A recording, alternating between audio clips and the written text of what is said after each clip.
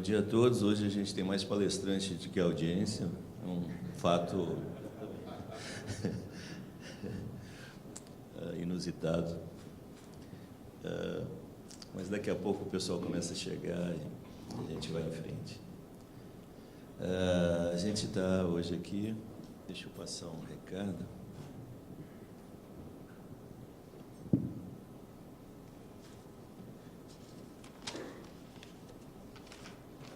Então,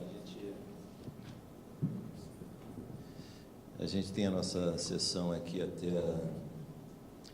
das 9 horas até as 10h30. Nós vamos reservar uma hora aproximadamente para as apresentações e uns 30 minutos, ou o que sobrar do tempo, para questões, perguntas.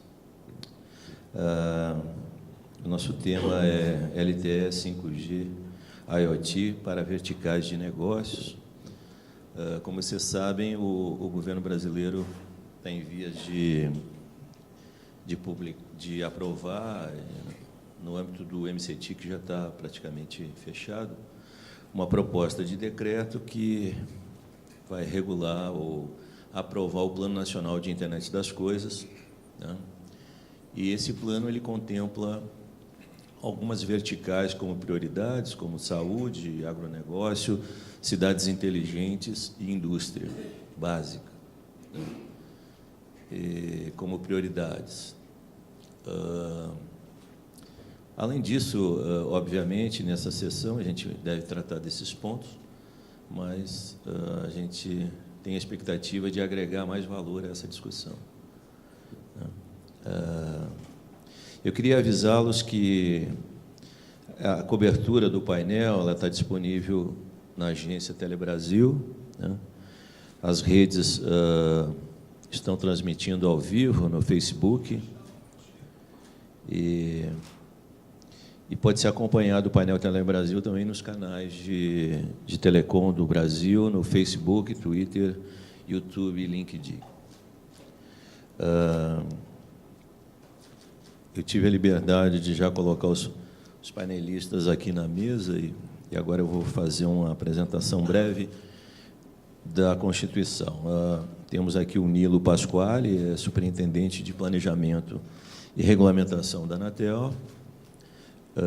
Eduardo Polidoro é diretor de negócios de IoT da Claro.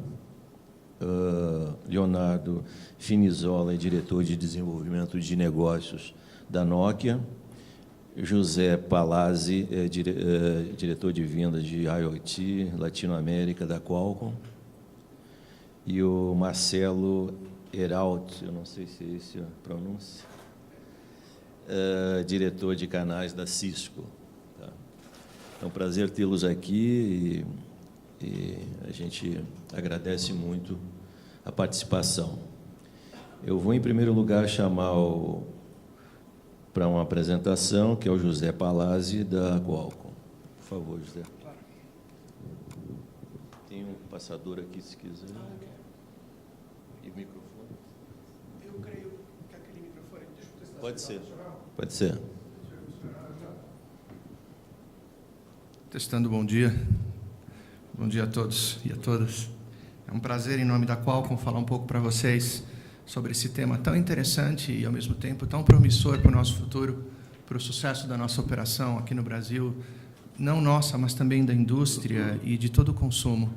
Eu creio que, ao longo desses 3 dias, todos vocês tenham visto como algumas das tecnologias que nós estamos colaborando com o desenvolvimento, elas são promissoras, e o quanto elas estão ajudando nós a desenvolvermos aqui no Brasil o que eu gosto de chamar de a barra da calça do tamanho da perna do brasileiro, na analogia do alfaiate. O que eu gostaria de mostrar para vocês ao longo de 4 ou 5 slides é um conjunto de evidências. Nossa, está bem grave isso aqui, estou tendo comprime um pouco mais para mim, obrigado.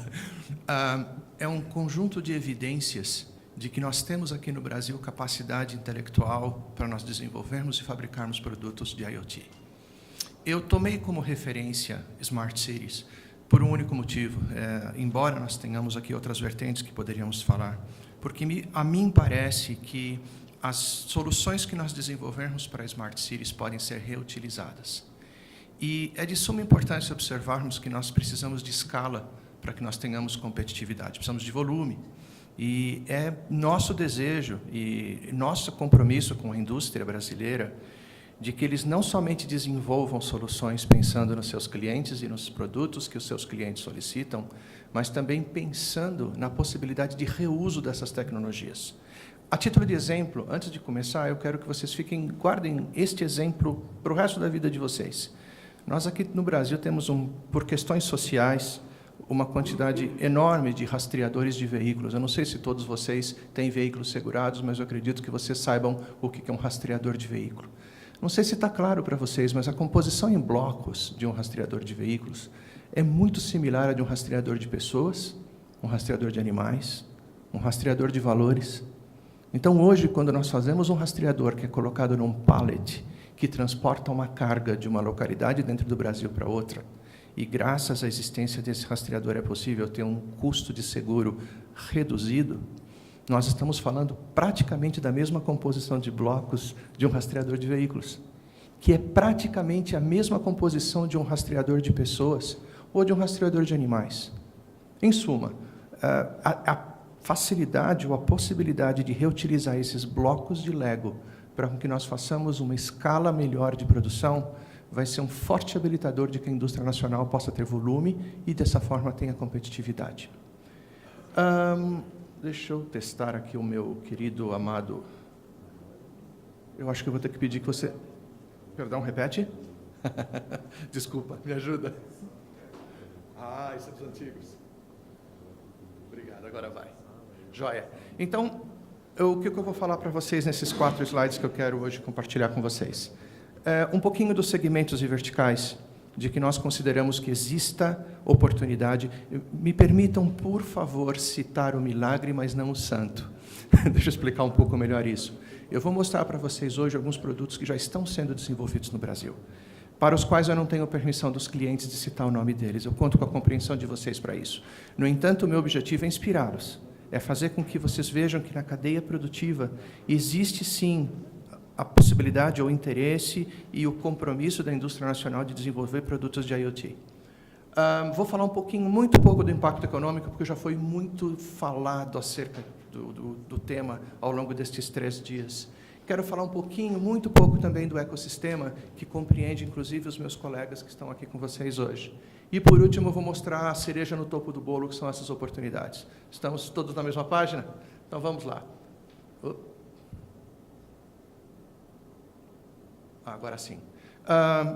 Acerca dos segmentos, eu vou pedir uma gentileza, eu vou pegar um microfone, que eu não estou gostando do som desse microfone. Obrigado. Vocês me ouvem melhor? Sim. Ok, obrigado. Nós compreendemos que Smart Cities, isso aqui não é uma conjunção de aplicações globais. Vejam isso aqui como a realidade brasileira hoje. Hoje nós temos no Brasil empresas fazendo sistemas de medição de água, gás e energia. Eu creio que vocês estejam de acordo comigo e devam lembrar, na cabeça de vocês deve vir alguma indústria, alguma empresa que vocês sabem que oferece esse tipo de produto junto a uma solução.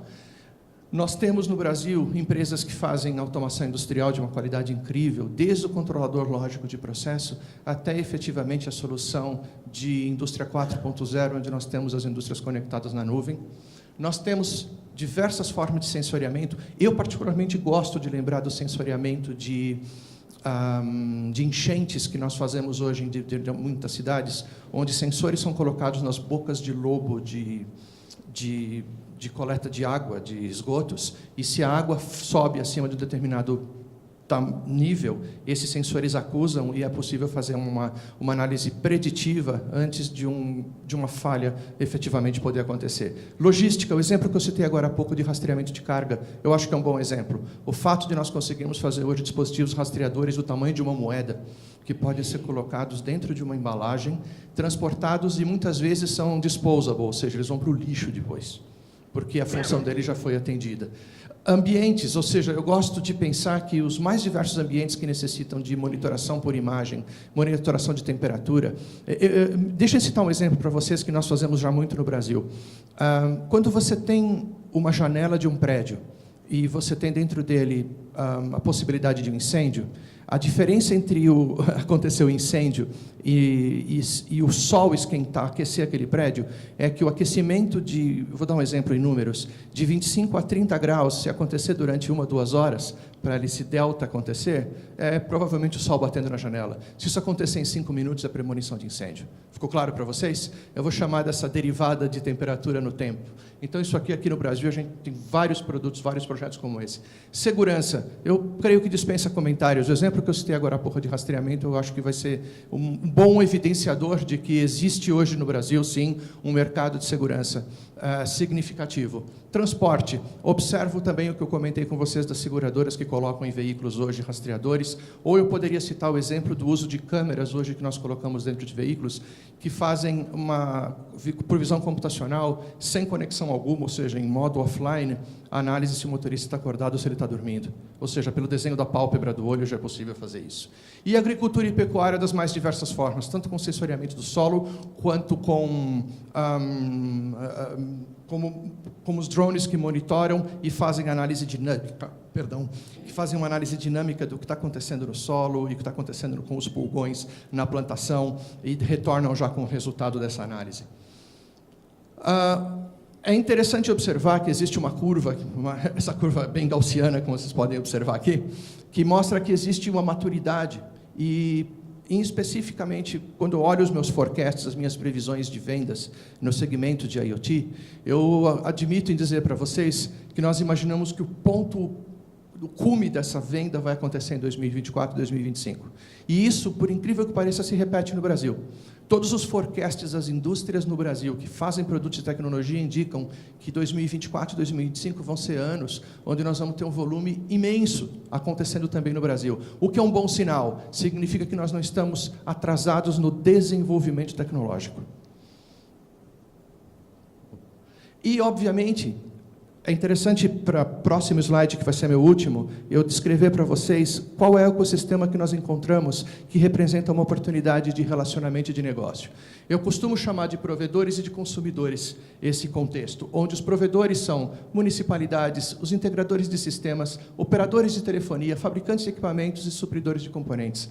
O interessante é que os mesmos provedores, para nós na Qualcomm, como fornecedores de tecnologia, são os nossos consumidores. Então, num exemplo muito rápido, observem, por exemplo, que os supridores de componentes de IoT são as indústrias que projetam os sensores, os rastreadores, os terminais ponto de venda e os demais produtos de IoT que fazem com que, efetivamente, haja o produto nacional. Na sequência, fabricantes de equipamentos compram desses provedores de tecnologia pedaços de bloco, pedaços de Lego um pouco mais funcionais. Eu vou dar um exemplo claro aqui para vocês de supridores de componentes são fabricantes de modems. Modems como os modems LTE, CAT1, CAT4, CAT-M1, Narrowband IoT, e em breve modems 5G. Os fabricantes de equipamentos são os que fabricam os roteadores, os gateways de medição de energia, os rastreadores propriamente ditos. As operadoras de telefonia dispensam comentários, o Polidoro vai falar um pouco melhor disso para vocês. Os integradores de sistemas utilizam as soluções fornecidas por esses fabricantes de equipamentos nas redes das operadoras de telefonia e as cidades e municípios são os grandes consumidores. Então, enfim, para a gente finalizar, eu quero mostrar para vocês que tipos de produtos efetivamente são projetados e fabricados no Brasil hoje. Falei há pouco de medidores de energia, eu penso que dispensam comentários. Painéis indicadores, dos mais diversos. Eu gosto de citar o exemplo dos painéis indicadores em sistemas de segurança. Hoje em dia é muito difícil fazer um produto que tenha um manual para pessoas muito leigas operarem e entenderem como ele funciona. O conceito do what you see is what you get, que nós tínhamos lá nos anos 80, evoluiu de tal forma, onde hoje as soluções elas são autoexplicativas. Eu costumo dizer que as crianças nascem quase aprendendo a manipular um smartphone Android. Então, nesse contexto, é interessante observar que a interface visual entre o usuário e o equipamento compelem o desenvolvimento e fabricação de painéis gráficos no Brasil. Utilidades domésticas em geral, eu gosto de citar o exemplo dos fabricantes de produtos de linha branca, ou seja, refrigeradores, máquinas de lavar roupa, geladeiras, já falei geladeiras, perdão, os fornos de micro-ondas, os fornos regulares. E esses fabricantes hoje eles fazem produtos que se conectam à nuvem e eles enviam informações como preciso de uma manutenção depois de 40 minutos, de 40 mil horas de uso ou coisas do tipo.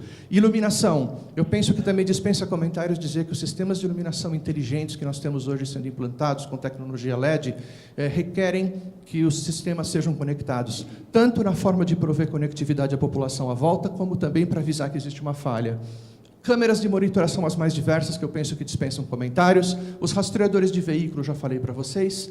Terminais de pagamento, os produtos que nós usamos, os terminais que nós usamos para pagar a conta do restaurante. Ou ainda, detetores, máquinas de estacionamento automáticas. Em muitas cidades você já deve ter visto a possibilidade de você, pessoalmente, diretamente comprar uma hora de uso daquele estacionamento para o seu veículo ou algo tal. Já falei de rastreamento de veículos, que é um pouco parecido com rastreamento de valores. Digital signage, em função da possibilidade de prover conteúdo à população. Aliás, eu só quero falar rapidamente algo sobre isso. Está crescendo muito no Brasil a segmentação de audiência, que é a possibilidade de entender que a audiência que está na frente de uma câmera e direcionar conteúdo a essa audiência. Isso significa uma capacidade de conectividade com a nuvem tal que permita que o conhecimento do padrão da pessoa, masculino ou feminino, um young adult, um elderly, um children, possa permitir que um conteúdo seja direcionado a ele. Robótica e automação, eu penso que dispensa comentários para vocês também. Eu digo que se projeta e se fabrica no Brasil. E, por último, coletas de dados para aplicações de logística, aqueles terminais que o operador utiliza para coletar dados. Essa combinação de coisas, e eu termino aqui dizendo o seguinte para vocês, que seja um compelidor de desafio para vocês observar que o Brasil tem sim capacidade produtiva e capacidade de pesquisa e desenvolvimento tal que permita o desenvolvimento destes produtos que estão aqui. Como eu disse para vocês anteriormente, eu não posso citar o santo, mas eu sinto um milagre. Em outras palavras, estes são produtos que hoje são desenvolvidos e fabricados no Brasil com tecnologia da Qualcomm. E aqui eu termino agradecendo a vocês a oportunidade de falar um pouquinho sobre como nós estamos contribuindo para com que a tecnologia LTE, com Cat-M1, Narrowband IoT e futuramente a tecnologia 5G sejam utilizados nessas aplicações. Obrigado. Obrigado, Palazzi, pelas palavras. Eu vou pedir ao Leonardo Finizola, diretor de desenvolvimento de negócios da Nokia, para trazer a sua mensagem. Obrigado, Sérgio. Muito obrigado. Obrigado a todos. Bom, gente, queria agradecer a todos aqui nessa manhã, onde muitos já foram embora, vocês estão aqui. Obrigado a todos vocês, um prazer. Bom, gente, eu queria falar um pouco da experiência que a Nokia tem tido, principalmente nos últimos 2 anos, em chegar perto de algumas indústrias que normalmente, antes, nós ficávamos da porteira para fora. Eu acho que agora a gente está indo para a porteira para dentro. Eu acho que é uma grande mensagem, porque eu vejo as operadoras se mexendo nesse sentido. Eu queria contar um pouco dessa experiência para vocês, tá? Eu gosto muito dessa figura da ponte, porque quando você tenta se juntar a trabalhar com outras indústrias, é quase como se fosse uma busca do outro, sabe? Tem até um aspecto filosófico nisso. Porque nós somos acostumados a ficar no nosso mundo, mas no momento em que a gente tem agora, somos impelidos a buscar novos mercados, temos que entender o outro, sabe? E a experiência de tentar sentar com outras indústrias, entender a dor deles, tentar traduzir em coisas que nós podemos fazer, é muito gratificante. Eu acho que para a gente tem quase uma ponte. Eu acho que as operadoras estão fazendo isso, sabe? E deixa só um segundo, por favor. Esse aqui,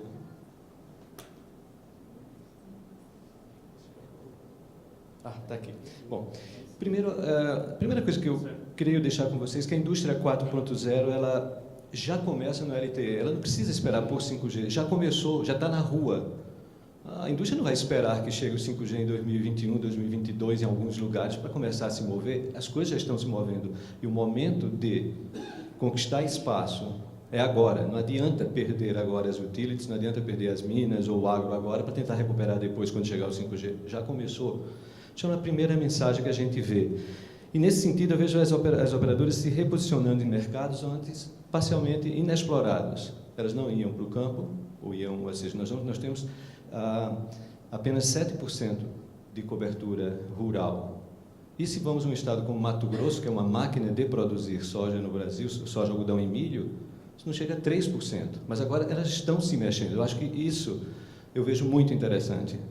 Um outro ponto também eu volto ao tema do ponto, para mim, e isso tem sido feito chegando perto de um agricultor, chegando perto de um dono de uma cooperativa, chegando perto de uma indústria de minas, seja de uma elétrica, de uma de gás, e sentando com eles e tentando entender, não é mais só vender SIM card, não é só mais vender IP VPN, não, tem que entrar no mundo deles, e tem que falar a linguagem deles. Há uma diferença de linguagem imensa quando você vai falar com um fazendeiro. É muito diferente. Você fala de, vou fazer um POC, e o cara te olha com o olho, sabe, parece que você está falando, sabes, aqui. Então, até a forma de falar muda, né? Eu acho que isso está certamente acontecendo.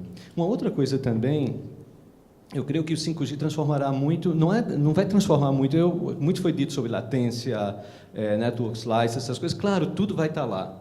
Mas, para mim, a transformação muito maior vai ser na relação com outros segmentos industriais. Sabes, a gente vai ter muito que aprender, mas muito mesmo. Eu acho que a gente tem que ter uma dose muito grande de humildade para saber que existe muita inteligência lá fora. Eu acho que isso vai ser uma tarefa interessante. Essa é a verdadeira transformação para mim. E... Desculpa, gente.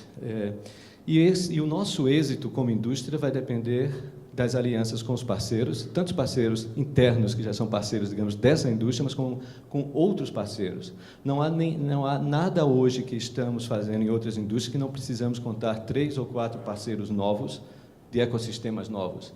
Há que convidá-los à mesa ou até tentar ser convidados, tá? Tanto pelo potencial que eles têm de entender a indústria, mas tem questões também governamentais, tem questões de impostos, tem outras questões que eu vou tentar explorar também isso. Rapidamente, está claro que, do ponto de vista de impacto, há um impacto muito grande e é reconhecido. O GSMA Associations publicou algo e você vê que estamos um improvement muito grande, ele chega da ordem, sabe, de 39%, 40%, que crê que muda radicalmente o que eles têm hoje, a transformação digital. Mas, para fazer transformação digital, muitas vezes necessita conectividade pública, não só aquela conectividade de Wi-Fi. Então, existe um impacto? Existe. Eu estava outro dia escutando um grande produtor brasileiro falar, um dos maiores produtores brasileiros falar, que só em insumos agrícolas, aliás, nem insumos, era na parte de pulverização, né, de fungicidas, herbicidas, inseticidas, esse grupo gasta $100 milhões ao ano. Se você pensar bem o que é que isso significa, que você planta a soja, o algodão, que eu acho que é o mais crítico, você planta o algodão uma vez, você colhe uma vez, mas você passa de 12 a 20 vezes jogando pulverizadores. Sabe? Se você conseguir, com as nossas tecnologias, com a nossa ajuda, melhorar, sabe, assim, poucos pontos percentuais, a economia é brutal naquele segmento. E aí é que a gente tem que entender isso e conversar. E essas transformações digitais, elas passam muito por o tema de eficiência operacional, né? E o que é interessante, se nós olhamos aquele segmento, o segmento não industrial, ele é mais fácil, ele está voltado para IT, então eles estão agilizando, melhorando todas as formas de interação, criando seus produtos, e onde a gente está batendo muito é lá embaixo, sabe, na indústria mesmo, na questão operacional. Ali é que a gente está trabalhando e a transformação digital lá está só começando, né? Alguns são extremamente conservadores, outros não, mas o próprio setor de telecomunicação não sai muito bem nesse ranking. Isso é interessante porque para falarmos dessa necessidade de transformarmos, temos que buscar soluções diferentes, temos que ter uma linguagem diferente e temos que ter suportes e processos diferentes. Eu vou contar 3 exemplos para vocês, rápido, do que estamos fazendo. Por exemplo, na parte de Minas, junto com as operadoras. Outra vez é otimização, outra vez é questão de segurança, questão ambiental, e também qual é o papel. As operadoras hoje estão competindo, hoje oferecendo soluções de LTE, eles querem LTE, eles vêm por ser soluções seguras, eles veem que talvez possa complementar com o Wi-Fi, mas tem muitas coisas que o Wi-Fi Mesh não vai poder fazer, que nós precisamos fazer, seja para as ferrovias, para os portos, para as minas, Mas nós temos também que saber como tratar essas indústrias, né? Elas querem ter redes de missão crítica, elas querem ter uma rede que eles tenham algum nível de controle. Eles não podem deixar na nossa mão sozinhos que amanhã tenha um alarme em Brumadinho e não salte porque um sistema nosso estava fazendo upgrade de software. Sabe? Inclusive, nós não podemos chegar lá e dizer, eu vou tomar conta de tua telecomunicação sozinho, porque se Brumadinho acontecer, nós não queremos estar na primeira página do Globo no outro dia com as nossas fotos na frente. Sabe, tem esse tema de entender. E entender esse lado do setor, né? E, para mim, foi também muito gratificante ver, na última UTC, que tinha panelistas das operadoras, finalmente, sabe? Conversando, explicando suas propostas para um setor que, normalmente, não se ia só vender chipset. E, pelo menos, 2 operadoras estavam lá se apresentando, conversando e abrindo um diálogo para ele. As utilities, a mesma coisa. E utilities é uma coisa que é interessante, porque utility é quase uma questão de segurança nacional. Se você tem uma cidade, um smart grid, que necessite de uma tecnologia, essa tecnologia tem que ficar lá por 10, 15 anos, tem que evoluir, sabe? Se LTE pode jogar um grande fator aí. E se nós colocamos a NB-IoT, como o Palácio falava também dessas tecnologias também que são capazes de ir mais longe, com a NB-IoT nós vamos poder finalmente chegar lá no medidor, que geralmente está escondido lá embaixo. Então, nós temos tecnologia, mas precisamos entender, e é claro, né, se a gente tivesse que pagar um fuste, que cada medidor tenha que pagar R$ 1,50 por mês a mais, só para ter de fuste, aí a coisa não vai funcionar. Mas todas essas empresas hoje, todas as grandes elétricas hoje, estão ou fazendo RFP, ou já dentro de processos de POC, e, de um lado, estamos com nossas tecnologias LTE, e, de outros, claro, tem outras tecnologias também competindo. Mas as operadoras hoje, eu acho que, finalmente, estão sabendo que precisam ganhar agora, porque, se não fizer agora, 5G que chegar lá, a utility já vai estar completamente dominada por outras tecnologias. Eu creio em LTE porque acredito que ela é a melhor de todas elas. Uma outra coisa importante que nós fizemos também nesse tempo foi no agro. Nós participamos de uma iniciativa chamada Conectar Agro, nos juntamos à Solinftec, uma grande empresa de processos agrícolas no Brasil, com a Jato, um grande fabricante no Brasil de implementos, com a CNH, uma das maiores do mundo na parte com a Case New Holland, a GCO, que compete com ela, que está a Fendt, a Massey Ferguson por detrás, a Trimble, que é a maior empresa do mundo de precisão, de agro de precisão, a Climate Field, que é do grupo Bayer, da parte também de Analytics. Não é um grupo fechado, no fundo é um grupo de amigos, dizer, precisamos ir para o setor agro, porque todas essas máquinas hoje estão embarcadas com tecnologia prontas para subir em LTE. Sabe? E se nós conseguirmos, para um setor que hoje, desculpa estar sofrendo aqui um pouco, corresponde a 25% a 27% do PIB nacional, 400 milhões de dólares em exportação hoje, né? Temos 32 milhões de hectares de cana, temos 32 milhões de hectares de cana, 10 milhões de... Cara, desculpa, gente, aqui o cara mostrou ali que faltava 2 minutos, me deixou nervoso, e ainda falta muito, eu vou tentar. Então, temos 32 milhões de hectares de cana. Cana normalmente vem com a soja, a soja, que é 32 milhões, vem junto com o milho e vem junto também com o algodão, né, que são culturas que elas se revezam.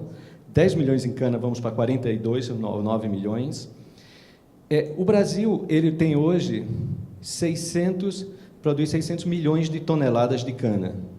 600 milhões de toneladas de cana. Quando só...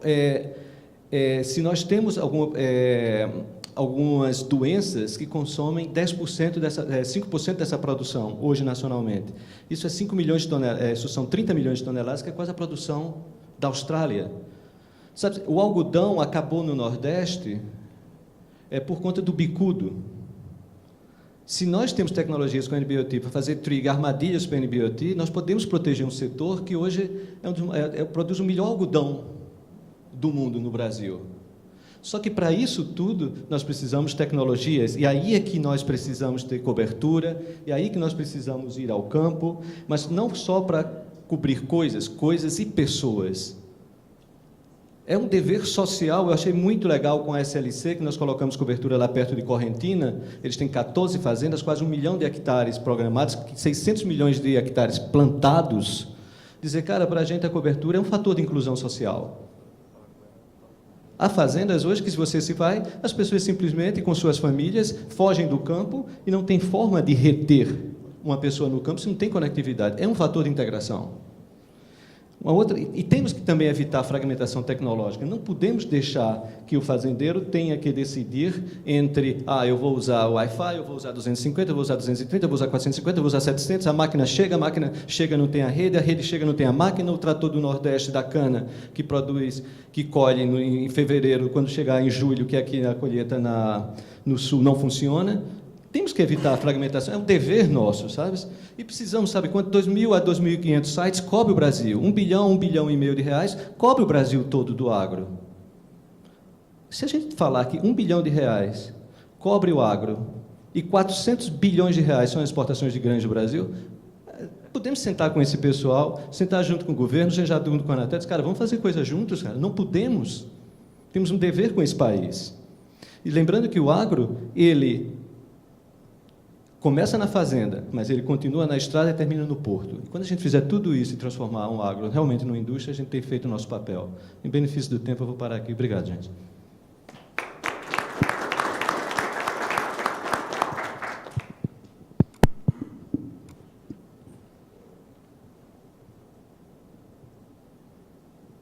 Obrigado, Leonardo. Foi muito bom. Eu vou chamar o Marcelo Heralt, diretor de canais da Cisco, para trazer sua participação.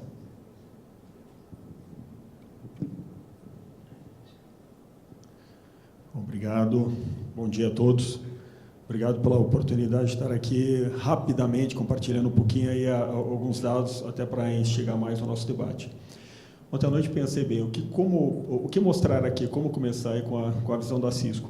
Hoje, quando a gente fala de IoT, internet das coisas e todas as coisas, a gente já vê soluções implementadas em todas as áreas, em todos os setores, sem exceção.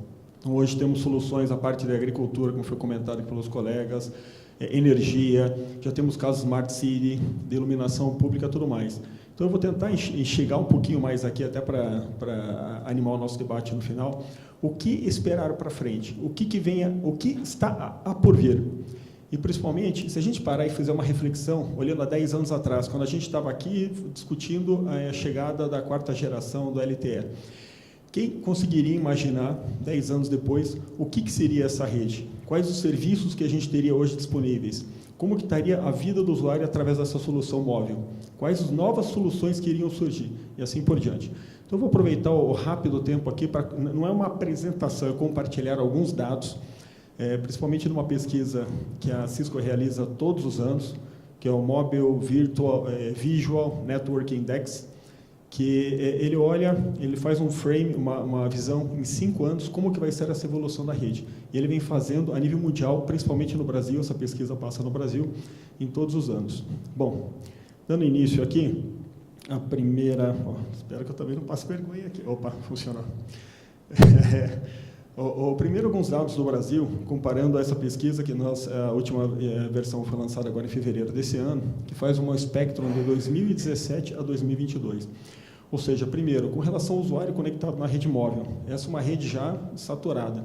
Então, se espera um crescimento aí de pouco mais de 10 milhões, sendo em 2022 cerca de 82% da população já conectada aí com o dispositivo móvel, falando de usuário.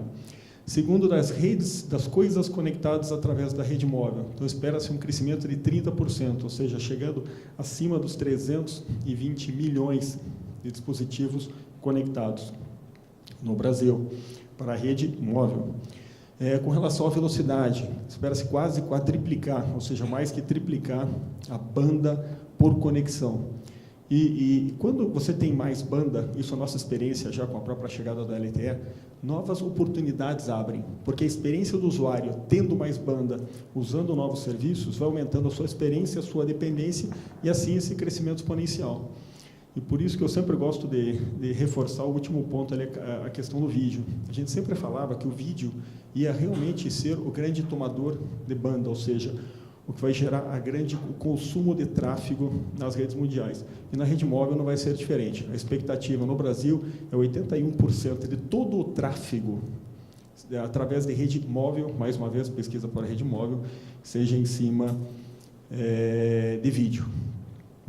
E quando a gente fala de dados, né, como que vai ser, qual que é a expectativa do tráfego de dados? Ou seja, ter um crescimento de em torno de composto de 43% de 2017 para 2022, fazendo com que o tráfego de dados de rede móvel, desculpa só de ficar aqui de costas, mas vou ficar mais, né? O tráfego móvel passe de 7% do tráfego total para 21%. Então, esse é um pouco do que a gente está esperando. Agora, quando a gente fala de tecnologia, 4G, 5G, 3G, 2G, que a gente acredita muito que todas essas tecnologias continuam coexistindo. Ou seja, muita coisa que a gente vai fazer lá, não é que não pode ser feito hoje, que a qualidade do serviço, ou o que os tipos de serviços que esse caso de uso requerem, são distintos e tem uma adequação melhor para uma determinada tecnologia. Então, a gente vê uma adequação de todas as tecnologias, principalmente com a chegada e implementação, de fato, do 5G. E quando a gente olha esse cenário aqui, principalmente olhando para o Brasil, você vai ver que não é muito diferente do que está acontecendo ao redor do mundo. Então, você vê toda a questão do acesso móvel, de conexões de dispositivos por acesso móvel, crescendo de uma maneira exponencial nos próximos anos para o LTE, 4G, até com a expansão da rede, principalmente aqui no Brasil. A chegada do 5G, já aí com 1,2% de dispositivos conectados, mas já sendo responsável por 8% da banda da internet, de tráfego de dados. E não menos importante aqui, os protocolos LPWA, que é o Low Power Wide Area, ou seja, como o LoRa e outros, já tendo uma participação expressiva no mercado. Porque, no final de contas, quando a gente está falando de IoT, de conectar as coisas, não é apenas uma tecnologia, é a coexistência e a funcionalidade de todas essas tecnologias juntas. Quando a gente fala... Você que mudou aí, né? Obrigado. Quando a gente fala também de banda por usuário, qual que vai ser a média de consumo por dispositivo móvel? Quando a gente fala só de média por usuário, sem machine to machine, e só considerando o usuário realmente por móvel e os wearables, a gente vê um crescimento de 2,3 para 13 GB por usuário. Obrigado. E quando a gente olha também machine to machine e olha as outras tecnologias de low power, wide area e tudo mais, vocês podem ver que esse crescimento acaba sendo quase similar, mas se espera por todos os dispositivos conectados, ou seja, tudo que está conectado, uma média de tráfego de 6,3 GB. Dito isso, quando você olha os módulos de machine to machine, eles vão representar 31% das conexões mundiais, mas apenas 2% de tráfego de dados mundial. E essa correlação, quando a gente vai ver para o Brasil, é muito similar. Então, você vai dar uma olhada aqui na expectativa que nós temos para os próximos anos em todos os continentes. Quando a gente vai olhar a América Latina, e o Brasil faz parte desse número muito similar com os 28%, a gente vê que, baseado até por países emergentes, para a questão, no nosso caso aqui, de desoneração que nós estamos buscando em cima de tecnologias que vão proporcionar o IoT e tudo mais, faz com que essa taxa de crescimento não seja tão forte como nas outras regiões. Agora está funcionando. E quando a gente olha machine to machine, qual que é o leque de oportunidade da gente ter aqueles milhões de dispositivos ou bilhões de dispositivos conectados? É muito além do que a gente está vendo hoje, ou seja, a gente já começou essa transformação digital em todas as áreas, todos os setores. Agora você vê transformação digital como está em Others aqui na parte da agricultura, ou seja, a possibilidade de a gente fazer, não só, como foi comentado agora pelo colega aqui, Leonardo, no mercado da agricultura, de ver toda a questão de solo, agricultura, fazer a pulverização na hora certa, irrigamento na hora certa, no lugar adequado, com informação de satélite, muita coisa que já está em prática hoje. e sim fazer uma evolução muito mais completa, de estar acompanhando esses produtos que estão sendo produzidos, desde a sua produção até chegar na mesa do consumidor. Tem que ter toda essa parte de rastreabilidade. E cada vez isso passa a ser uma realidade na nossa vida. Quando a gente fala de indústria 4.0, toda a parte de manufatura, hoje os casos reais que a gente vem vindo, onde essas novas tecnologias fazem realmente a diferença para você ter baixa latência, alta capacidade de conectividade, ou seja, conectividade massiva, e rede distribuída, é um negócio que me alegra muito na parte quando a gente vai falar de tecnologias como 5G, você ter toda essa parte de agregação distribuída, de serviços distribuídos, ou seja, o serviço estar mais perto do cidadão, até preocupado, e como a maioria dos serviços essenciais com a parte da latência, passa a ser muito importante, porque a gente sempre fala que, independente do cada serviço, cada caso de uso, tem uma necessidade crítica. Como para a telemedicina, quando a gente vai falar de latência, é realmente crucial, ou para quando você está fazendo um carro autônomo, não é a mesma coisa quando você está fazendo leitura de medidor de consumo de água, eletricidade e assim por diante. Ou seja, cada uso de negócio, cada business case ou cada vertical requer um tipo de serviço totalmente diferenciado. Então, isso é um dado muito importante, até para a gente ver com relação à latência, segurança, realmente a necessidade de banda e comunicação contínua de cada um desses serviços.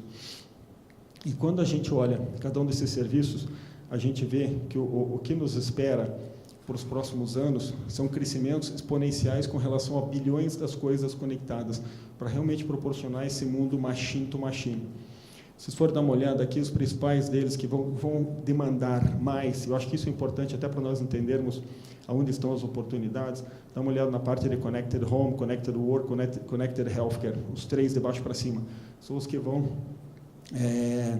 gerar a maior quantidade de oportunidades de dispositivos conectados, que automaticamente geram as oportunidades. E para já encerrando aqui, que o meu tempo já está se esgotando, eu gosto sempre de lembrar que toda essa demanda nova que a gente está criando, as tecnologias, elas vão coexistir até no sentido de uma rede Wi-Fi, que a gente conhece hoje tradicionalmente, agora tem uma nova rede Wi-Fi, que é o Wi-Fi 6.0, 802.11ax, que é um Wi-Fi que é muito similar com o 5G. Ou seja, muitas vezes, tudo que a gente vai fazer com o 5G, hoje, com o Wi-Fi 6.0, já está disponível.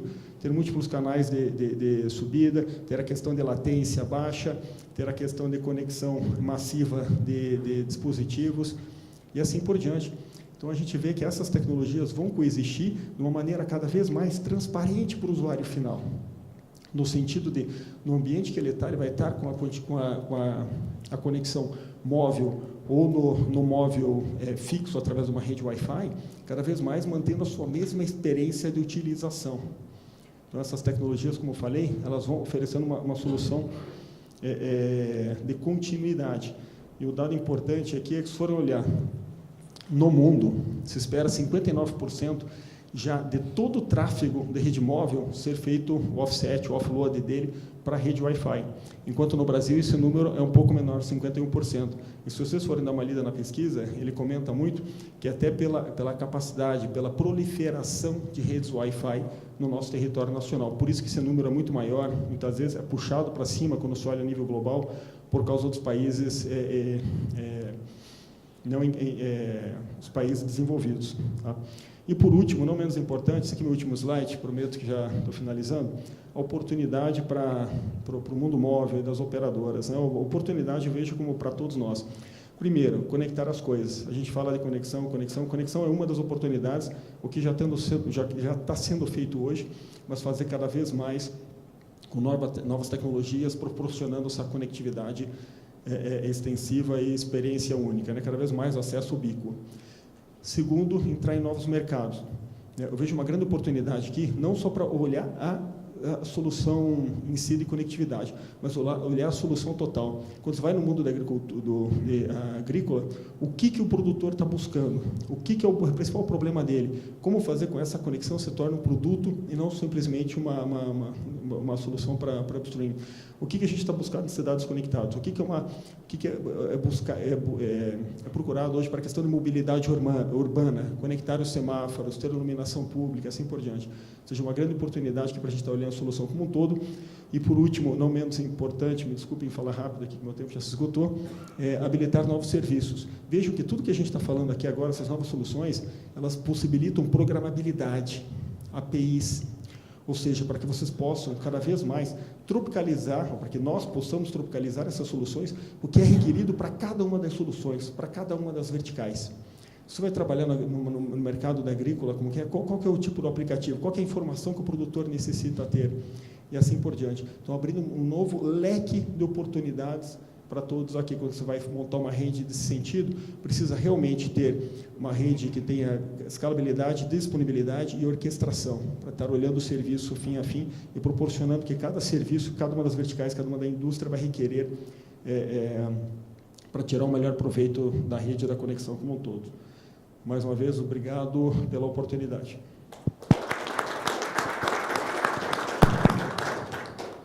Obrigado, Marcelo. Eu queria passar a palavra agora ao Polidoro, diretor de negócios de IoT da Claro. Bom dia a todos. Bom, se a gente tivesse combinado aqui, não ia dar tão certo assim, mas a minha apresentação vai falar muito do que o Finizola falou, do que o Palazzi falou, o próprio Marcelo falou. Então, eu vou passar rapidamente aqui algumas ações e assim, até para entrar dentro do tema do painel, o que as operadoras, né, e qual o papel das operadoras, no caso aqui, especificamente da Claro, dentro desse novo mercado de IoT.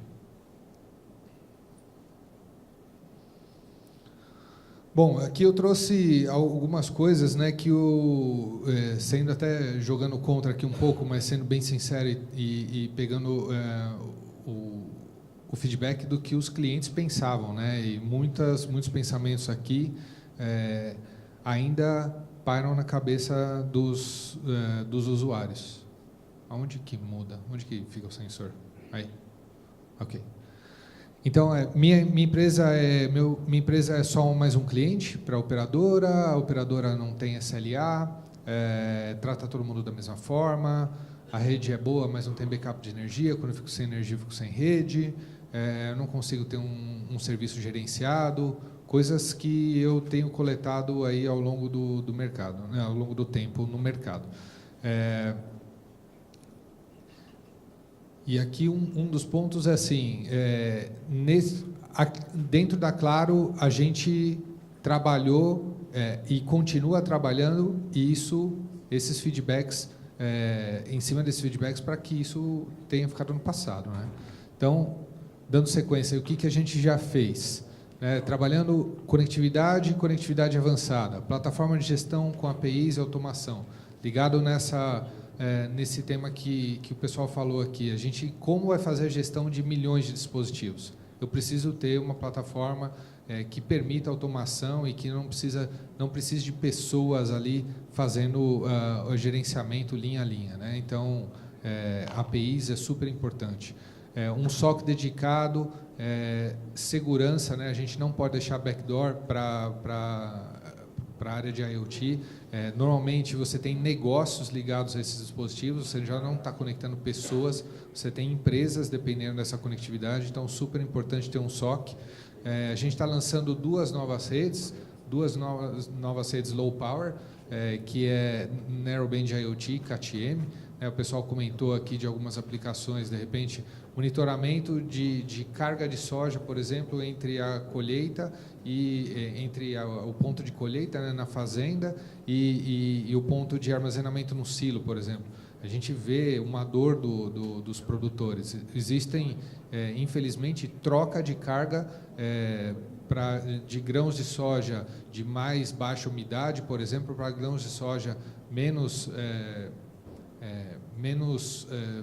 perfeitos, vamos dizer, com relação à umidade, e aí você acaba perdendo dinheiro, porque essa umidade é medida lá no ponto de compra pela trader, e se essa umidade passa de 14%, por exemplo, você começa a ser penalizado diretamente no valor do grão. Então, monitorar isso de forma remota e em tempo real é vital para que você garanta a receita do produtor. E sim, por exemplo, que é uma atividade uma solução que a gente colocou para garantir que esses dispositivos têm ciclo de vida longo, permitam ser cambiados, trocados ao longo do tempo. E a gente vai falar aqui sobre soluções fim a fim, no agronegócio, veículos, gestão de ativos, smart home, etc. Então, aqui só para exemplificar, essa massificação de conectividade vai vir principalmente das novas redes, Narrowband IoT e CAT-M, é onde a gente tem a maior quantidade de sensores no setor de IoT. Aqui um ponto importante, a Claro vem com um ciclo de investimento bastante forte aí nos últimos 3 anos, e a gente deve ter uma cobertura até o final do ano em 80% da rede, nacionalmente falando, em Narrowband CAT-M. Então, diferentemente talvez de algumas outras operadoras, a gente pegou um ciclo de investimento e casou com o lançamento das novas redes, que faz com que a gente tenha uma cobertura em âmbito nacional. Uma coisa bem importante, ali eu coloquei o ranking de velocidade, até o Marcelo falou isso também na apresentação dele, é super importante, e essa velocidade, a Claro não está em primeiro ali por acaso, ela fez um investimento pesado em redes fotônicas, principalmente no backbone e backhaul, para dar vazão a essa quantidade de dados e essas conexões que vão vir, Então, aquilo na verdade, é um fato do investimento que foi feito na parte de backbone para trafegar e dar vazão à rede de acesso de radiofrequência. Uma coisa importante, isso aqui é até uma foto que eu tirei num evento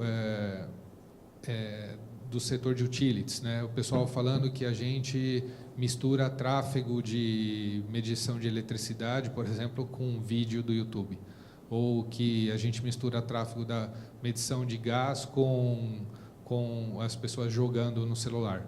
E isso é mentira, essas redes Narrowband IoT, Narrowband IoT e CAT-M, elas têm um espectro dedicado para elas, Então, não existe concorrência do tráfego do YouTube com o sensor de medição, ou o sensor de falta, ou o religador da utility, ou qualquer outra aplicação, ou carro conectado, etc., que esteja utilizando essas duas redes.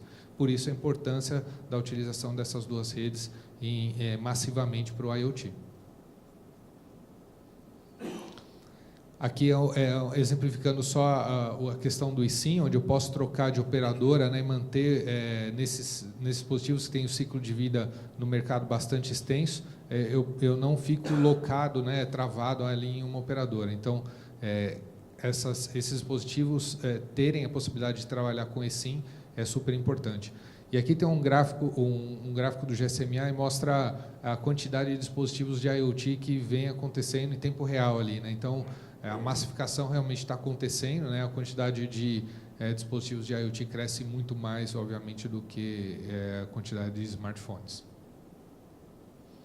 Aqui está uma ilustração do nosso SOC, uma área criada especialmente, um SOC criado especialmente para IoT, e focado totalmente em segurança, monitoramento de padrões, detecção de anomalias de comportamento e obviamente, a remediação desse tipo de possível ataque que a gente possa ter.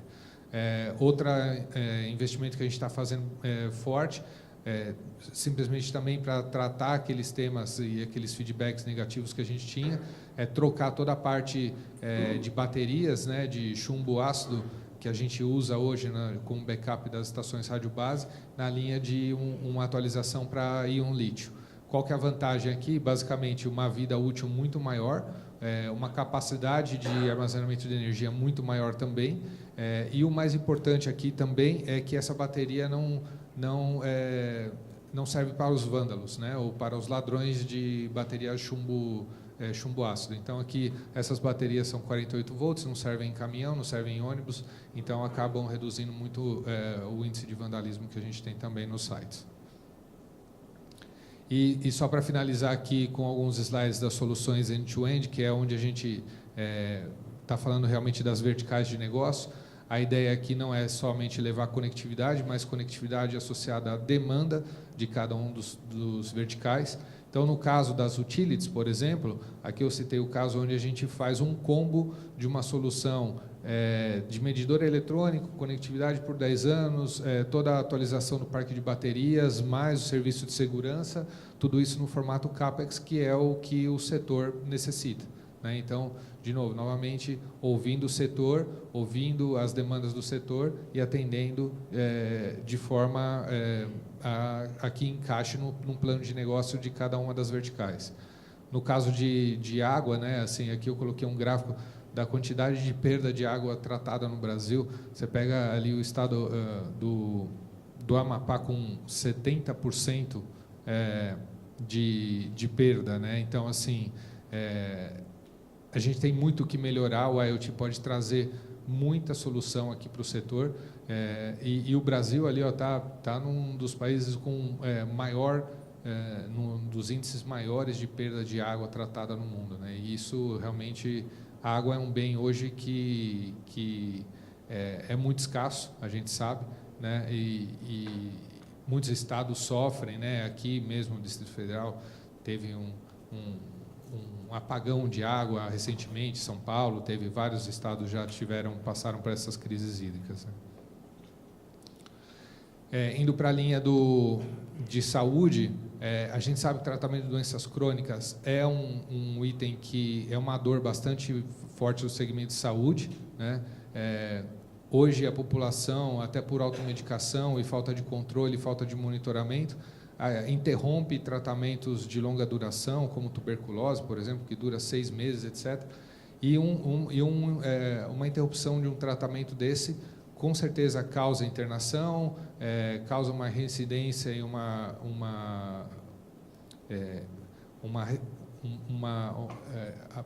vamos dizer assim, a bactéria vai ganhando, esqueci o nome agora, ela vai ganhando força, ela fica, o tratamento, resistência, é isso, obrigado. Então, aumenta a resistência de bacteriana, etc. Então, é super importante fazer o acompanhamento. E, para isso, a gente tem algumas soluções de acompanhamento de tratamento de doença crônica, né? E aí, seja para pílulas que possam ser desblistadas, sejam para pílulas blistadas, sejam para casos onde eu tenho que manter refrigeração constante, e alguns medicamentos precisam disso, na forma de garantir que eu consiga e monitore, consiga garantir aí a qualidade da adesão à medicação. E, obviamente, o setor de agronegócio super importante, a gente trazendo soluções de agricultura digital, de silo, monitoramento de silo bolsa, soluções para florestas, né, silvicultura, cafeicultura. Então, a ideia aqui realmente é aumentar a produtividade, reduzir custos, como o pessoal aqui falou. No caso de soja, por exemplo, 70% do custo de produção está muito baseado em aplicação de fungicidas, na verdade, defensivos agrícolas de forma geral. Então, é super importante você reduzir isso, até para que você garanta um nível de qualidade de grão melhor e tenha um valor maior na hora da exportação. A mesma coisa com carne, né? Demanda de carne aumentando no mundo, né? China consumindo mais carne, Índia consumindo mais carne, os países da Ásia em geral crescendo bastante a economia e consumindo mais carne. E o Brasil é um grande exportador, você fazer, por exemplo, e aqui é uma solução para você aumentar a eficiência no ciclo de inseminação artificial, e fazer com que... aqui, na verdade, tem duas aplicações. Primeiro, para a reprodução do gado, mesmo gado de corte, e o segundo é você garantir a inseminação e garantir um aumento de de produção de leite, uma vez que a vaca só produz leite quando ela está prenha. Então, quando você utiliza algoritmos aqui de detecção de cio, você consegue fazer a segregação e ter uma eficiência maior na inseminação artificial. Então, aqui são alguns exemplos que eu queria mostrar do que a gente está levando. Obviamente, tudo isso, todas as soluções fim a fim, né, principalmente essas que tratam de áreas rurais, obviamente vem com conectividade associada, né? Então, vem toda a parte de conectividade, que, como o pessoal falou aqui anteriormente, tem também a função, obviamente, de atender essas necessidades do negócio, mas também atender as pessoas e fazer uma inclusão social de muita gente que não tem acesso à internet nessas áreas hoje. Meus contatos aqui, fiquem à vontade e obrigado aí pelo convite do painel. Obrigado. Obrigado, Polidoro. Hoje a gente descobriu aqui onde que estão as tornozeleiras do Lava Jato. Eu vou chamar o Nilo agora para trazer a visão da Anatel sobre esse assunto.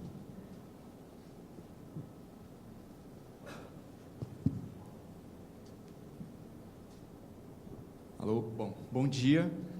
Primeiro, obrigado pelo convite, né, do painel para estar aqui falando dessa temática de IoT, um tema que a gente já está discutindo há um bom tempo, inclusive, né, e é capaz de termos algumas novidades esse ano, tanto pela parte da agência, quanto parece iminente possibilidade de já termos o Plano Nacional de IoT sendo publicado nos próximos meses, né, ou pelo menos por as notícias que a gente tem recebido, e com certeza a gente acha isso muito positivo, dá uma direção mais clara para como o Estado está enxergando essa questão, né, e é fruto de um debate intenso já de muito tempo.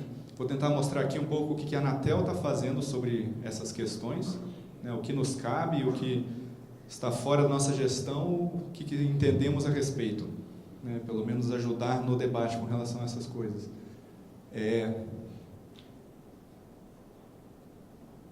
Foi? Agora foi. Bom, o que é IoT? Eu peguei aqui a definição, tradução livre do que o IT entende como IoT. Alô? Isso está na padronização do setor de padronização da UIT, né? É um pouco da base que foi utilizada para fazer a definição de IoT que o próprio decreto do Plano Nacional deve carregar. Não é exatamente essa, mas os elementos que tratam do IoT, né, as grandes questões de interconexões de coisas físicas e virtuais, né, e para passar qualquer tipo de informação, esses tipos de conceitos e quaisquer tipos de serviços e aplicações, são esses conceitos que devem estar na definição geral. Dentro da Anatel, toda essa discussão é feita no item 6 da agenda regulatória. Esse item 6 da nossa atual agenda 19 e 20, ele vem da agenda anterior, 17 e 18, ele era um outro número naquela época, né? Esse é um projeto que já está andando há cerca de 2 anos. A gente deve ter uma consulta pública dele agora, nesse segundo semestre, né? Esse projeto ele já está no Conselho Diretor para aprovação da consulta pública, ele está com o conselheiro Moisés para relatoria. Esperamos uma aprovação final até o final do ano que vem, mas dependendo de como a coisa andar, isso pode acontecer antes, né? Seria até muito bom que isso acontecesse. A Câmara de IoT, que é a iniciativa do MCT, que era, na verdade, originalmente ainda do Ministério das Comunicações, né, antes da fusão dos dois ministérios, né, era a Câmara de Internet de Machine to Machine, originalmente, né, e ela foi evoluindo e virou um ambiente muito propício para a discussão de vários atores interessados nesse tema. Foi dali que a gente pegou muito dos subsídios e dos conceitos e dos problemas que a gente tinha para tratar regulatoriamente o IoT dentro da Anatel, né? O estudo que o BNDES fez em parceria com o MCTIC, ano retrasado e publicado ano passado, de Internet das Coisas, trouxe um capítulo específico sobre a parte regulatória, né? Ou pelo menos as dificuldades regulatórias que se entendiam, né? No âmbito dessas discussões, o produto 3 desse estudo nos ajudou muito nesse debate, foi inclusive serviu de base para a discussão toda, e esse plano ele deve carregar, né, as 4 verticais priorizadas, ou pelo menos na visão governamental do que são as prioridades do país para a internet das coisas, né, a parte de cidades, rural, saúde e IoT para manufatura. E o que estamos discutindo? O que esse projeto discute? A gente já passou por alguns ciclos de debates públicos sobre isso também. Ele hoje está para ir para a consulta pública já com proposições de mudanças regulamentares em cima dele. Então, ele já está numa fase mais avançada. Mas o que ele debate dentro dele? Um dos pontos que era uma grande dificuldade, né, ainda essa dificuldade de entendimento, é o modelo regulatório para aplicações de IoT. Sobre que licença eu posso prover a IoT no Brasil? Eu só tenho uma licença, eu tenho várias, eu preciso de alguma em específico. Né? Tinha-se muito medo no começo desse debate da Anatel bolar um tal de serviço IoT, né? E aí exigir uma outorga do serviço de IoT e tudo ser atrelado a essa roupagem, um framework de um serviço específico, né? Essa foi a ideia que não prosperou. A lógica aqui é se utilizar das outorgas já gerais que a gente tem na agência. Então, se você quer prover serviços de IoT com mobilidade, você vai usar ou uma licença de SMP, se você estiver trabalhando em interesse coletivo, ou um SLP, ou Serviço Limitado Privado, se você estiver trabalhando em interesse restrito. Se você estiver trabalhando com modelos de IoT que sejam apenas fixos, você pode ter só uma licença de SM ou a própria licença de SLP, dependendo da situação. Então, a gente não optou por fazer uma criação de um serviço. A lógica é utilizar-se dos serviços que já tem, inclusive possibilitando alguma flexibilização e simplificação das próprias características dos serviços que já existem. Isso faz parte do debate que está dentro desse projeto. Né? A regulamentação sobre rede virtual, o MVNO, aqui tem mudanças específicas em cima da regulamentação que trata disso.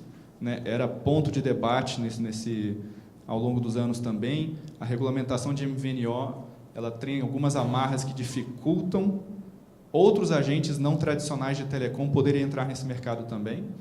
Então, aqui a gente está tentando simplificar muitos desses requisitos que tem dentro dessa regulamentação, né, já que a IoT, em princípio, não é apenas uma empresa tradicional de telecom que vai prover. Né? A gente tem um ecossistema que você pode pensar em vários agentes atuando, né, que ele só precisa, em tese, ele não quer entregar só a conectividade, ele quer entregar a solução fim a fim, e ele quer ser o gestor de toda a solução fim a fim. Para isso, ele precisa de algum tipo de outorga da agência pelo componente de telecomunicações que existe, e isso a gente tem que tornar isso possível e simples de ser realizável. E a regulamentação ela trazia algumas dificuldades para quem não é do setor tradicionalmente entender como é que essas coisas funcionam. Então, a gente resolveu limpar coisas que tem aqui dentro para fazer isso. As taxas setoriais, essa infelizmente não está na nossa mão diretamente, né? Depende de mudanças legais para as taxas serem alteradas. O principal ponto aqui de debate, foi até mencionado já por meus colegas de mesa anteriormente, está no Fistel, a cobrança por estação, né? Hoje ela está no IoT em torno de R$ 5,00, é a taxa que existe, para celular ela é de 26, teve uma redução, os R$ 5,00 funciona para alguns tipos de aplicações, não vai funcionar de jeito nenhum para provavelmente a grande maioria delas, na maioria dos exemplos que foram dados aqui, inclusive. Se eu comprar R$ 5,00 por dispositivo, sendo que você vai colocar numa fazenda 1.000, 2.000, 5.000, 10.000 dispositivos e pagar R$ 5,00 em cada um, não parece que vai tornar um modelo muito viável de longo prazo. Uma notícia boa nesse ponto é que já existe um PL na Câmara discutindo zerar as taxas de fiscalização para esse tipo de dispositivo, e a notícia boa nesse PL é que ele foi aprovado na Comissão de Finanças e Tributação da Câmara semana passada. E, para quem não conhece o processo legislativo, essa é a principal comissão para tornar uma proposta que trata de tributação viável ou não. Então, como ela aprovou, a próxima comissão é de Constituição e Justiça, né? Então, só vê aspectos formais e, passando disso, vai para o Senado. Imaginamos que tudo leva a crer que isso vai acontecer, seria muito bom, é, com certeza, um dos principais gargalos, né, na parte legal, regulatória, para tornar o IoT uma realidade em todo o seu potencial. A parte de segurança, tem uma discussão legal, né, relacionada à segurança e proteção de dados pessoais, isso todo mundo está acompanhando já da mídia. Tem uma preocupação específica na agência, na parte de dispositivos, que nível de segurança esse tipo de dispositivo tem que ter.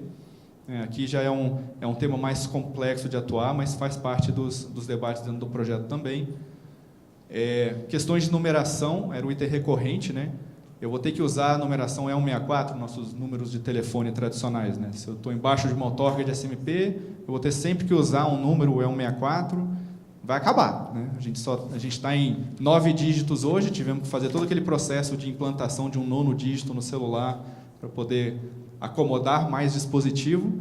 Se for imaginar que a gente vai usar esse mesmo tipo de numeração para todos os dispositivos IoT que vai existir no Brasil, a gente vai ter que colocar um 11º dígito para isso acontecer. Não parece razoável imaginar isso, mesmo porque para as máquinas independem se o número é um número de lista ou não, né? A gente só precisa de um identificador e isso pode ser feito com outras formas de identificação que não só um MA4. Então, o projeto abre exatamente essas possibilidades dos tipos de numeração que podem ser usados para fazer aplicações IoT sobre outorgas de SMP, por exemplo. O espectro para dispositivos IoT, isso estava tendo discussões, inclusive, na UET, sobre alocações específicas de espectro, se você teria que ter um espectro dedicado para aplicações IoT ou não. Não é o caminho que está se optando, né? A ideia é todo o espectro que está disponível pode ser usado para IoT, como pode ser usado para as aplicações tradicionais. Isso é uma escolha do operador, como que ele vai alocar isso na hora de fazer a prestação do serviço. Não faz sentido o próprio regulador decidir qual o pedaço que é de IoT e qual o pedaço que não é. Certificação de equipamentos é um ponto que traz preocupação, a gente ouviu muito do setor, não pelo processo em si, mas como que esse processo pode engargalar a dinâmica de trazer novos equipamentos, novos produtos e novas soluções para o mercado, né? O nosso processo segue alguns requisitos específicos, tradicionalmente sempre foi assim. Uma preocupação é se esse processo ele não pode atravancar o time to market de muita coisa. É uma preocupação nossa também, né? A Anatel não tem interesse nenhum de ser quem atrasa esse processo de inovação e atrasa esse processo de entrada dos serviços, mas estamos pensando em formas de simplificar esse processo também, e isso também faz parte do debate dentro desse projeto. O que já foi feito? Nós já fizemos, o AER já foi construído, ele foi construído em várias etapas, então tivemos uma etapa de tomada de subsídios por meio de reuniões com atores específicos, tivemos a tomada de subsídios aberta, né, ela foi pública, de forma geral, na CP 31, isso ocorreu no final do ano passado, né, ela era uma lista de questões e problemáticas, é um documento completo daquele resuminho que estava nos slides anteriores. Essa é a estrutura de debates do projeto IoT.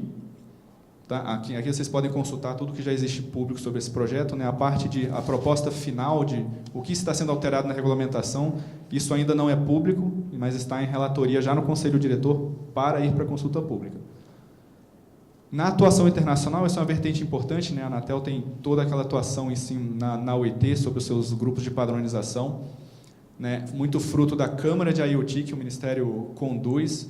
A gente teve uma série de parceiros interessados de levar soluções e buscar padronização das soluções desenvolvidas no Brasil em nível internacional. Então, a Anatel ela é a coordenadora disso, né? Não somos os que criam as ideias, a gente pega isso da indústria, pega isso de quem realmente desenvolve as coisas. No âmbito da CBC3, a UIT tem uma tal de Comissão de Estudos 20, que é específica para IoT e Smart Cities and Communities.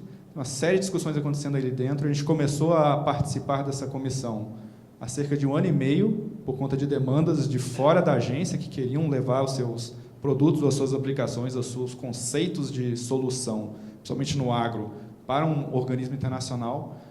Por conta dessa discussão, a gente tem 3 documentos sendo discutidos lá, capitaneados pelo Brasil, e um deles já virou uma recomendação, que é essa Y4460. Ela veio de uma discussão do Inatel, junto com o Instituto Adorado, junto com o Instituto César, vários parceiros, e isso aqui virou, na última reunião de abril de 2019, uma recomendação de fato.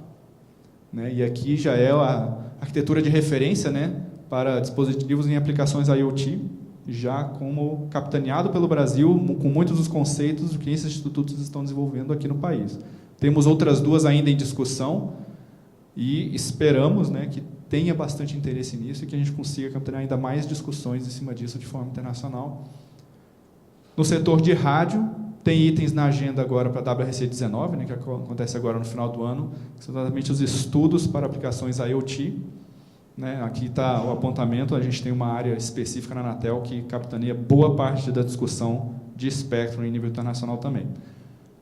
Era isso que eu queria falar, obrigado novamente pela oportunidade, estou disponível a perguntas. Alô? Ok, Nilo, obrigado. Bem, nós temos aí uns 15 minutos para perguntas. Eu vou endereçar uma questão que nos preocupa muito, as empresas associadas ao SIND, depois eu passo a palavra para a qual. É relativo ao home permanente, né? Hoje nós tivemos aqui uma referência, que a Anatel está tratando desse ponto, uma apresentação da prestadora indica o uso do eSIM. Eu gostaria de saber da Claro, nessa relação comercial com parceiros internacionais, como é que a Claro está entendendo essa questão? Oi. Bom, essa questão do roaming permanente, nossa visão, obviamente, é um perde para todos os perde para todos os participantes do negócio, né? Perde para o Brasil porque não tem arrecadação de impostos, perde para o cliente, que é prejudicado por o uso não planejado de SIM cards que entram nas nossas redes, de todas as operadoras, não só da Claro, e que eu não planejo o volume e não tenho condição de, muitas vezes até impacta até o serviço que eu presto para o próprio cliente, né? Uma vez que eu sempre faço a capacity da nossa rede olhando os nossos clientes, não os romeiros, né? Então, vendo a quantidade de dispositivos que apareceram e que vão aparecer e que estão aparecendo no mundo todo de IoT, realmente a quantidade ela é muito maior do que a quantidade de assinantes hoje. Então, ela realmente vai afetar a rede caso a gente não tenha esse tipo de... Na verdade, essa restrição existe, né? E o eSIM, ele vem justamente para fazer isso. Então, ele vem para que não haja, porque o IoT são negócios que estão ali por trás, não são pessoas ali que podem ver aquele vídeo do YouTube mais tarde, entendeu? Na hora que eu tenho que comandar um religador, ele tem que funcionar, porque eu tenho um problema de segurança física, né, das pessoas que estão ali embaixo, que estão atendidas por aquela área daquele setor de energia. Então, o eSIM, a gente tem ferramentas para trabalhar isso, o eSIM é essa ferramenta, a gente está trabalhando com muitas operadoras internacionais nessa linha, porém sempre tem os aventureiros, né, que não são as operadoras globais, dificilmente a gente tem eSIM de operadoras globais sendo comercializados por essas globais, exemplo, sei lá, Vodafone, Deutsche Telekom, dificilmente esses caras vêm com eSIM, eles mesmos colocando no mercado, mas existem esses brokers ou esses intermediários, etc., que compram esses dispositivos fora e acabam trazendo para o Brasil. Não uma iniciativa diretamente, novamente, das operadoras internacionais, mas que afetam a nossa rede. Então, esse é um tema bastante crítico e que a Anatel, em geral, nos apoia nesse assunto e a gente está realmente nos coordenando internamente entre as operadoras para que a gente possa expurgar esses romeiros que não são oficiais dentro da nossa rede, né? Então, fazer um monitoramento, uma vez que a gente tenha ferramentas, então qualquer um que tenha a ferramenta de eSIM, por exemplo, pode facilmente fazer o swap de um perfil elétrico de qualquer operadora internacional para Claro, por exemplo. E a gente já tem isso até com vários projetos de montadoras e, em geral, de dispositivos globais, né? Kindle, por exemplo, na Amazon, etc. Ok, obrigado. Quer falar alguma coisa? Bom, acho que, na verdade, já foi dito, né? Essa discussão do home permanente, ele é recorrente, né, na verdade. A gente entendia esse problema alguns anos atrás, antes do eSIM existir, né? Você tinha um problema óbvio, né, que, pensando, por exemplo, na parte de veículos, ele vinha já com um SIM embarcado diretamente já da fábrica. Por questão de segurança, geralmente você não conseguia abrir a caixa onde estava o SIM para poder trocar, né? Então, como é que você daria uma solução para isso? A gente tem um problema legal regulatório de utilização de roaming permanente no Brasil, né? Uma questão conceitual de prestação de serviço sem outorga, né? Um estrangeiro prestando serviço de telecomunicações no Brasil, essencialmente. Esse é o que é a base da discussão de por que o roaming permanente não é permitido no país. Solução para isso já foi dada, e foi até muito bem explicado aqui já pelo Polidoro. O eSIM resolve esse problema. Você pode trazer de fábrica, embarcado, blindado, o módulo de comunicação que está no que quer que esteja e onde ele esteja, porque você vai configurar isso via software. Então, você não tem um problema de escala de produção, a produção é exatamente a mesma onde quer que ela esteja e ela pode vir para o Brasil da forma que ela foi feita originalmente. Então, essa discussão de custos adicionais que você teria, porque você teria que fazer algo específico para o Brasil, isso hoje não existe mais. Então, pelo menos até onde eu conheci, era o principal argumento da necessidade de permitir o roaming permanente, era por conta dessas questões. Eu acho que isso foi superado na medida em que você padronizou o eSIM e que ele já virou uma realidade tecnológica e já implementado no Brasil. Então, não entendo a necessidade de continuarmos a discutir se deveria ter roaming permanente ou não, mesmo porque eu entendo que é uma dificuldade legal nossa e, inclusive, viola a padronização internacional para a numeração de 164. Eu teria que alterar não só aqui, teria que alterar até como as recomendações da UIT tratam a numeração internacional. Mas, bom, pelo menos esse é o ponto que a gente se encontra hoje. Ô, Nilo, aproveitando só esse momento, essa questão da numeração, como é que vocês estão vendo, hein? Para dispositivos de IoT? Tem algum posicionamento já da Anatel? Não, tem o que está no nosso projeto por enquanto, né? O que se está apontando lá para o que está em debate agora no Conselho, né? Vai caber a eles decidirem se faz sentido ou não, é a gente flexibilizar as formas de numeração que o SMP pode ter, né? Em princípio, hoje você só pode ter terminais vinculados às redes SMP se elas tiverem numeração de lista tradicional, né? Esse, em princípio, é um limitador. A lógica é, então, que possa se utilizar qualquer tipo de numeração, aí depende do tipo de aplicação que você vai fazer, né? Se é uma aplicação que nunca vai ter interação humana, você nunca vai precisar de um número de lista mesmo, né? Você tem aplicações que às vezes usam, às vezes não usam, né? Aquele IoT mais híbrido, né?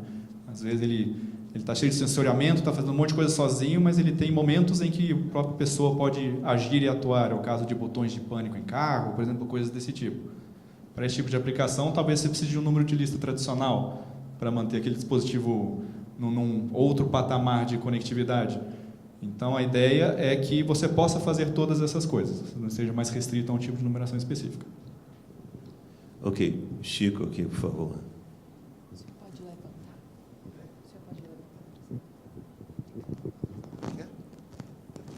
Você está no Facebook, Chico. Ficar em pé aqui.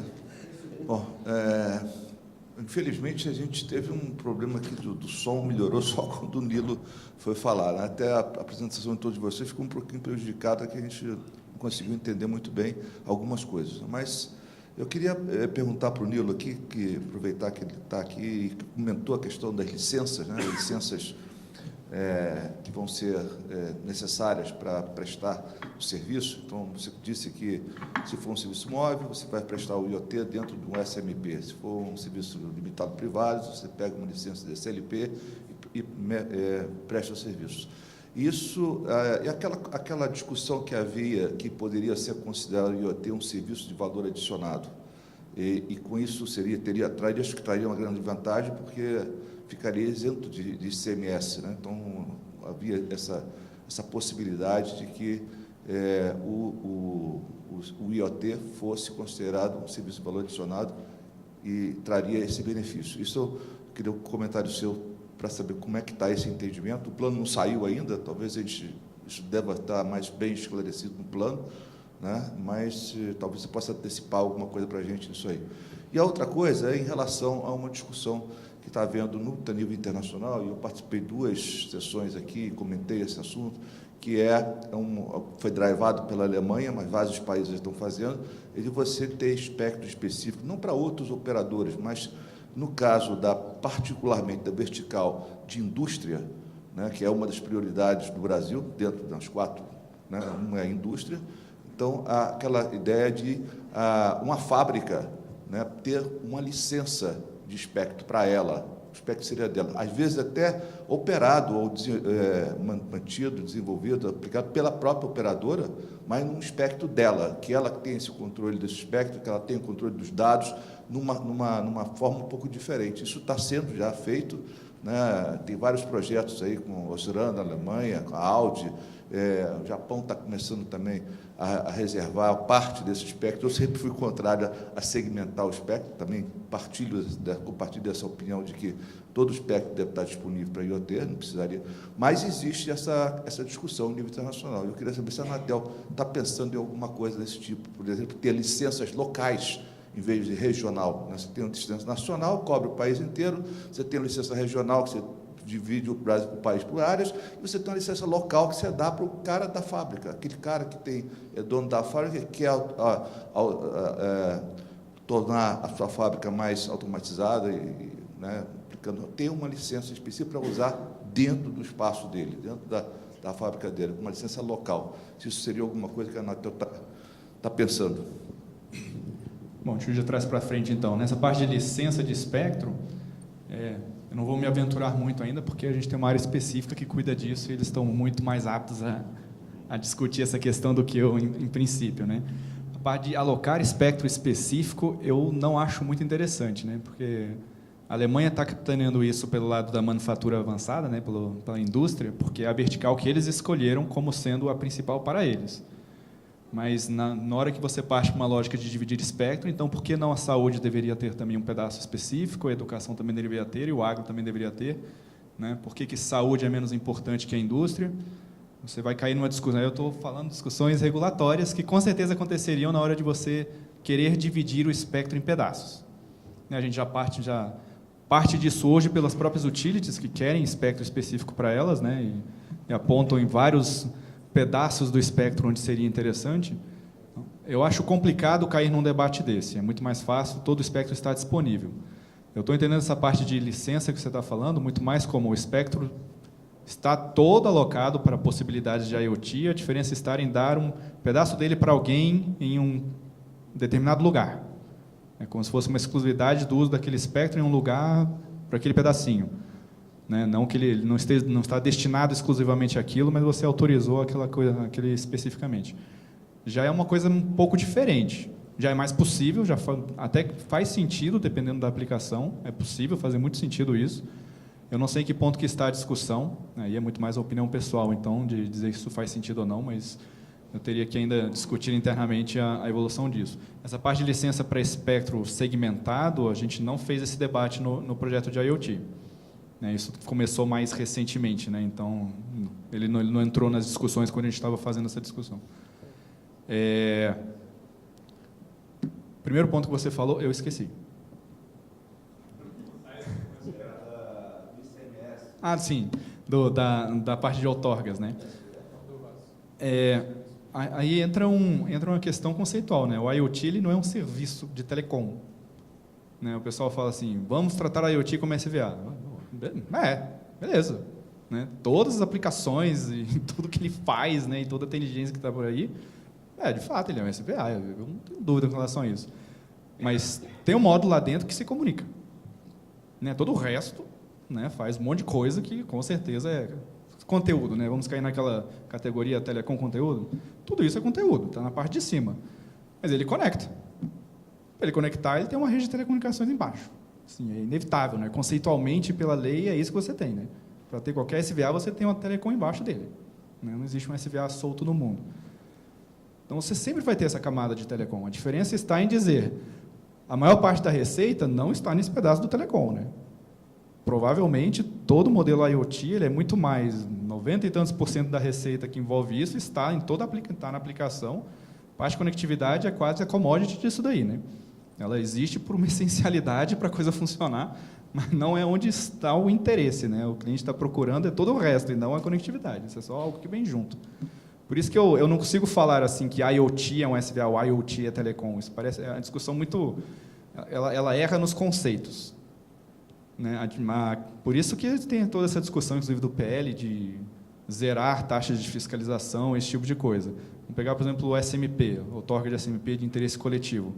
Todo dispositivo que tem lá, ele é uma estação móvel. Né? Então, ele vai hoje pagar o Fistel, vai cair nessas categorias todas. Essa é a realidade do que a gente tem, infelizmente. A diferença está em alocar como que aquele dispositivo gera receita para quem está prestando o serviço. Você pode alocar a receita incrivelmente baixa para a parte de conectividade, porque, de fato, ela vai ser, e todo o resto vai estar na camada de cima. Isso é muito mais contábil do que uma lógica legal de telecomunicações. Então, eu não vejo tantos problemas assim. A diferença está, por exemplo, no SLP. Né? O SLP, como ele não licencia as estações, ele não paga o Fistel. Mas é por uma característica do próprio serviço. Né? Legalmente, ele é construído assim.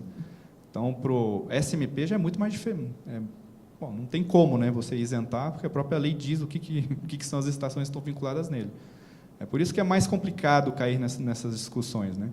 O SLP ele tem, em princípio, uma vantagem na parte tributária em cima do SMP, ele tem. Ao mesmo tempo, ele só tem espectro não licenciado, e ele não tem garantia de proteção nenhuma do que você está prestando em cima dele. Né? Então, você fazer uma aplicação crítica em cima de uma licença de SLP, num espectro não licenciado, eu acho um pouco arriscado. É possível fazer, lógico, não tem problema nenhum. Você pega uma licença de SLP lá de R$400 na Anatel e vai prestar o serviço do jeito que você quiser. Hoje, na verdade, está até isento, né? A gente já isentou, inclusive, de outorga. Então, você só cadastra na Anatel que você existe e pronto. E vai prestar o serviço. Você está sujeito às possíveis intempéries do espectro que você escolheu usar, já que ele é espectro não licenciado. Então, são os prós e contras dos modelos. Aí cabe a quem vai querer ofertar a solução escolher o que ele quer fazer. Nosso objetivo é tentar simplificar ao máximo, sem dúvida. Né? Idealmente, a gente conseguir zerar as taxas de Fistel para isso. Parece que está caminhando para isso e vamos torcer que ele se conclua dessa forma. Pelo menos esse é o meu entendimento na parte de outorgas, é esse. Bom, infelizmente acabou o nosso tempo e eu agradeço muito a participação do pessoal da mesa, que foi muito eficiente e ilustrativo, e agradeço a plateia que está aqui hoje. Até a próxima oportunidade.